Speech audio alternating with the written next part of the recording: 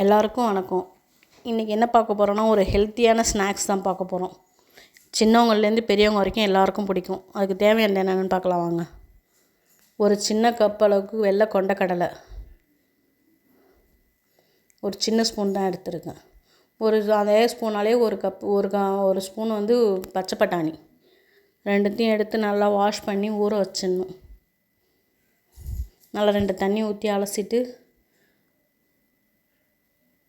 தண்ணி ஊற்றி ஊற வச்சுருங்க. அவ்வளோதான். அடுத்தது நம்ம ஊற வச்ச பச்சை பட்டாணியும் கொண்டக்கல்லையும் வேக வச்சுருக்கேன். கொஞ்சமாக உப்பு போட்டு மட்டும் வேக வச்சுக்கலாம். அதை நல்லா மசிச்சு விட்டுக்கலாம். ஒரு மேஷர் எடுத்து அதை நல்லா மிக்சியில் போட்டு அரைக்க வேணாம், 1-2 உடஞ்சா போதும். அந்த அளவுக்கு நம்ம மசிச்சு விட்டால் போதும். ரொம்ப க்ளீனாக மசியணும்னு அவசியம் இல்லை.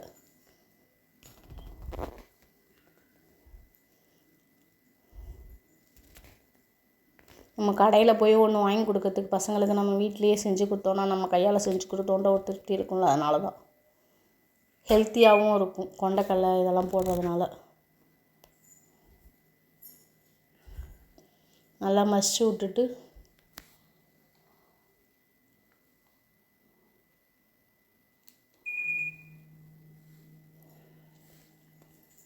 ஒரு உருளைக்கிழங்கு வேக வச்சு அதையும் மசித்து எடுத்து வச்சுருக்கிறேன். அதையும் அதில் போட்டுக்கலாம்.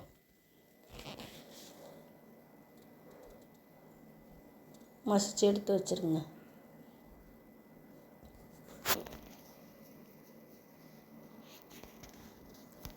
இதில் சேர்க்கறதுக்கு ப்ரெட் க்ரம்ஸ் வேணும். நம்ம ஃப்ரெஷ்ஷாக ப்ரெட்டு வாங்குகிறோம்ல, அதையே மிக்சியில் போட்டு நம்ம ஒரு டர் பண்ணி வச்சுக்கிட்டோம்னாக்கா அப்படியே பொலன்னு ப்ரெட் க்ரம்ஸ் மாதிரி வந்துடும். நமக்கு எவ்வளோ தேவையோ அந்த அளவுக்கு எடுத்துக்கலாம். அளவுலாம் இல்லை.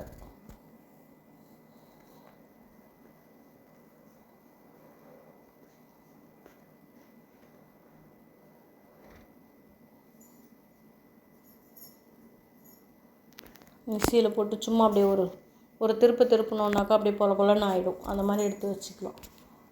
அதையும் இதில் நம்ம போட்டு வச்சுருக்கிறதுல பாதி இதில் சேர்த்துக்கலாம், பாதி எடுத்து வச்சுக்கலாம். நல்லா பொலன்னு இருக்கும். ரவா வாட்டம் இந்த வரைக்கும் பாருங்கள், இப்படி தான் இருக்கும். பாதி எடுத்து வச்சுக்கலாம்.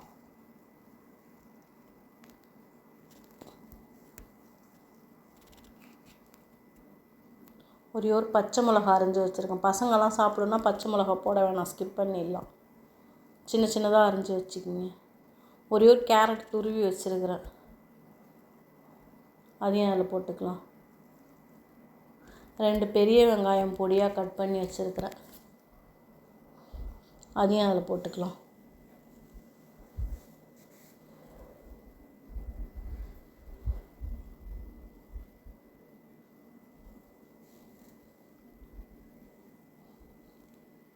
கொத்தமல்லி நறுக்கி வச்சுருக்கோம் பொடியாக, அதையும் அதில் போட்டுக்கலாம்.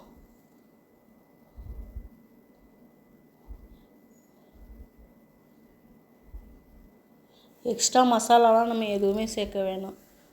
இதில் கொஞ்சோண்டு காரப்பொடியும், காரத்துக்கு தேவையான அளவு காரப்பொடி கொஞ்சமாக போட்டு கொஞ்சோண்டு ஜீரகம் போட்டுக்கலாம். ஏன்னா செரிமானம் ஆகும், பசங்கள்லாம் சாப்பிட்றதுன்றதுனால, எல்லாருக்குமே நல்லதுன்றதுனால ஜீரகம் ஒரு 1/2 ஸ்பூன் போட்டிருக்கேன். வேறு எதுவுமே சேர்க்கல. நம்ம வீட்டில் இருக்கிறத வச்சு டக்குன்னு செஞ்சு கொடுத்துடலாம் பசங்களுக்கு. நல்லா எல்லாத்தையும் சேர்த்து பிசைஞ்சிக்கணும். அதுக்கு தேவையான அளவு உப்பு போட்டுக்கணும். நல்லா எல்லாத்தையும் ஒன்றா சேர்த்து பிசைஞ்சிக்கணும்.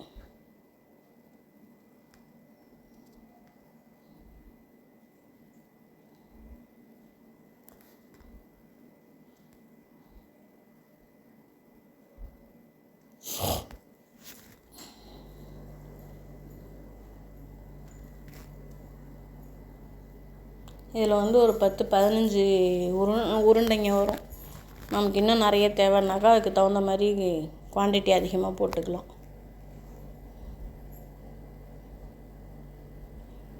கையில் 2 கையிலையும் எண்ணெயை தடவி நமக்கு எந்த ஷேப்புக்கு வேணுமோ அந்த ஷேப்புக்கு அப்படியே அதை உருட்டி எடுத்துக்கணும். ரவுண்டாக வேணுமா, நீட்டாக வேணுமா, நீட்டாகவும் ரவுண்டாகவும் செஞ்சு காட்டுறேன் உங்களுக்கு. எண்ணெய் தடவி செஞ்சோன்னாக்கா கையில் ஒட்டாமல் இருக்கும். அதனால் எண்ணெயை தடவி செஞ்சுக்கலாம். உருண்டையாக கொஞ்சம் செஞ்சு வச்சுருக்கேன். நீட்டாக செஞ்சு வச்சுருக்கேன். நான் எடுத்த அளவுக்கு இவ்வளோ தான் வரும். ஒரு 2 ஸ்பூன் அளவுக்கு சோள மாவு இருக்கும்ல, அதை போட்டுக்கலாம். கொஞ்சமாக அதில் உப்பு போட்டுக்குங்க, கொஞ்சோண்டு. ரொம்ப தண்ணியாகவும் இல்லாமல் ரொம்ப திக்காகவும் இல்லாமல் மீடியமாக அதை கலந்து வச்சுக்கோங்க. தண்ணி ஊற்றி மிக்ஸ் பண்ணி எடுத்து வச்சுக்கலாம், கட்டி இல்லாமல்.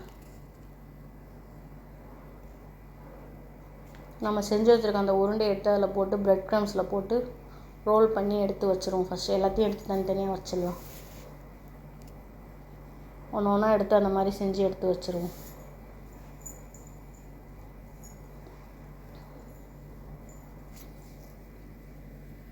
அது ஒரு பைண்டிங்காக தான்.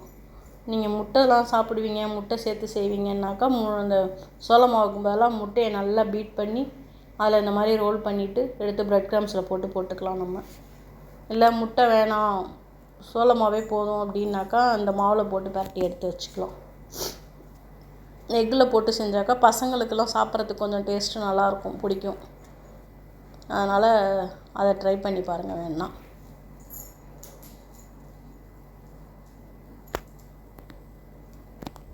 கொஞ்சமாக தண்ணி ஊற்றி அந்த ப்ரெட்டை சைட்லலாம் கட் பண்ணிவிட்டு எடுத்துக்கணும். அந்த உருண்டையாக இருக்குல்ல, அதை ஊற்றி வச்சுருக்கோம்ல, அதை வச்சு இந்த மாதிரி பால் மாதிரி செஞ்சுக்கணும். இது நம்ம பெரியவங்கெல்லாம் சாப்பிட்டோன்னா அது ஒன்று சாப்பிட்டாலே போதும், வயிறு ஃபுல்லாகிடும். பசங்களுக்கெல்லாம் கொடுத்தா அந்த ப்ரெட் எண்ணெயில் ஊறி இருக்கிறதுனால ப்ரெட் க்ரம்ஸ்லையும் போட்டு ஒரு பரட்டை எடுத்துட்டோம்னாக்கா பசங்களுக்கெல்லாம் நல்லா பிடிக்கும். ஒரு தக்காளி சாஸ் இல்லை ஒரு கெச்சப் வச்சுட்டு தொட்டுட்டு சாப்பிட்டோம்னாக்கா செம்ம டேஸ்ட்டாக இருக்கும். நம்ம ஹோட்டலில் வாங்கி சாப்பிட்டா 1 or 2 தான் வாங்க முடியும் சின்னதாக. கடாயில் எண்ணெய் ஊற்றி எண்ணெய் நல்லா காஞ்சோடனே நம்ம செஞ்சு வச்சுருக்கிற அந்த பால் ப்ரெட் க்ரம்ஸில் போட்டு வச்சுருக்கோம்ல, அதை எடுத்து ஒன்று ஒன்றா அதில் போட்டு எடுத்துக்கணும்.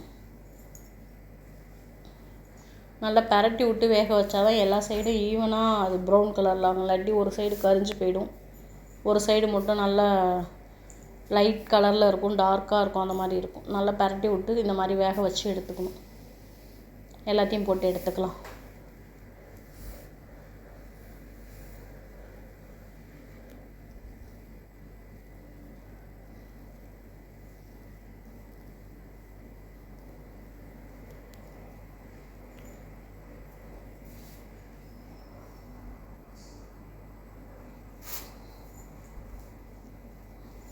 நீங்களும் செஞ்சு பாருங்கள். செஞ்சு பார்த்துட்டு எப்படி இருக்குன்னு எனக்கு கமெண்ட் பண்ணுங்கள்.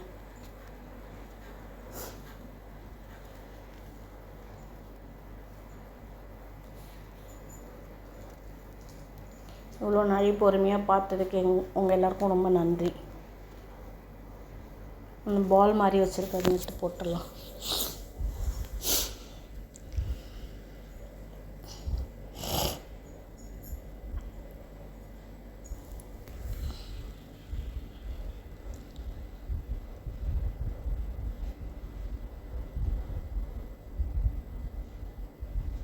எடுத்து பார்த்தோன்னா மேலே க்ரன்ச்சியாக இருக்கும், உள்ள நல்லா சாஃப்டாக இருக்கும் சாப்பிட்றதுக்கு. கொண்டக்கடலை பட்டாணிலாம் போட்டிருக்க தொட்டு, கேரட்லாம் போட்டிருக்க தொட்டு ஹெல்த்துக்கும் நல்லாயிருக்கும். நம்ம டயட்டில் இருக்கோம்னாக்கா ஷாலோ ஃப்ரை பண்ணி கூட எடுத்துக்கலாம். அதை வேணுன்ற ஷேப்புக்கு ரெடி பண்ணி ஷாலோ ஃப்ரை பண்ணி எடுத்துக்கலாம். ரொம்ப தேங்க்யூ.